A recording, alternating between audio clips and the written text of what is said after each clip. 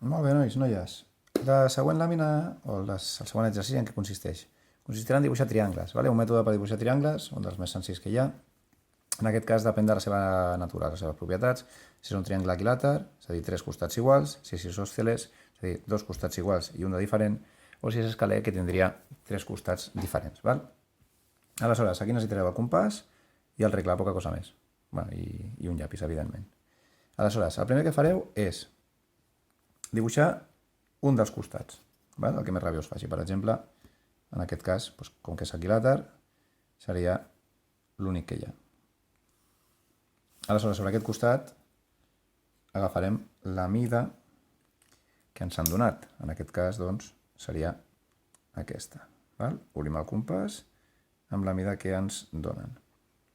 I aleshores farem des de l'origen que hem escollit, farem una marca per saber fins on arriba, al costat, val? I farem una altra marca per aquí dalt, perquè és on vindrà el pic del triangle, el vèrtex superior. I sense tancar el compàs, donat que és la mateixa mida, són tres costats iguals, ara vindrem en aquest punt d'aquí, punxarem i farem una altra marca que es creuarà. De manera que queda una cosa així. Val? Doncs ja està fet. Sembla que aquest ha de ser més complicat, doncs no, ja està. Perquè ara tenim un costat de la mida que ens diuen i si fem d'aquí a aquí o d'aquí a aquí, com que hem agafat sempre aquesta distància, ens donarà un triangle amb els tres costats iguals. Un triangle, per tant, equilàter. L'únic que hem de fer, per tant, és unir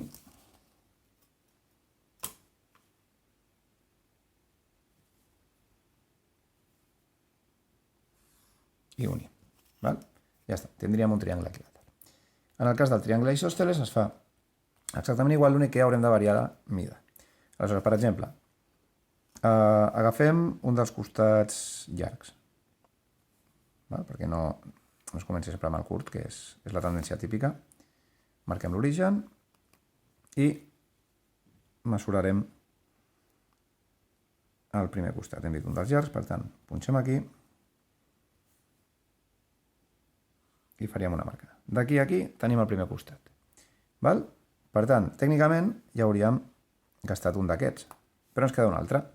Doncs ja podem aprofitar que estem aquí amb el compàs ja col·locat i fem una altra marca. Calculo que serà per aquí. Potser una mica més amunt, ara ho veurem. De manera que ja tinc una i dues vegades marcada aquesta distància. Doncs el que hem de fer és canviar i agafar la petita. Punxem en un dels extrems, obrim fins aquí, i com que abans hem punxat aquí per fer aquesta marca, ara punxarem aquí. Punxem el compàs i fem una. Es creuen, ho hem fet bé. Aleshores, l'únic que queda ara és unir els punts. Tindríem la base, el segon costat seria aquest, i el tercer costat seria aquest. Ja veieu, donades les mides dels costats, fer triangles és molt fàcil.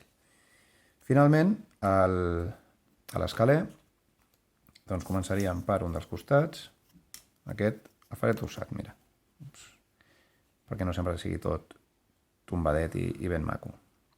Farem una línia, marcarem un origen i agafaré aquest costat, el més llarg. Així ja el gasto. Val. Doncs des d'aquesta marca que hem fet, fem un arc. Mira, gairebé l'encerto. Bueno, ja tindríem una mida gastada. Ara vindríem a la següent, per exemple, la més curteta, i des d'una de les puntes, per exemple aquesta d'aquí, faríem un arc de circunferència. El faig cap aquí perquè l'altre que em queda és llarg. Per tant, entenc que em quedarà la marca per aquí. Anem a comprovar-ho. Agafem la mida del costat que em queda, que és aquest d'aquí. Me'n vaig a l'altra punta d'aquest segment i fem la línia. Efectivament es creuen, em donen lloc al tercer vèrtex i l'únic que hem de fer és ja unir.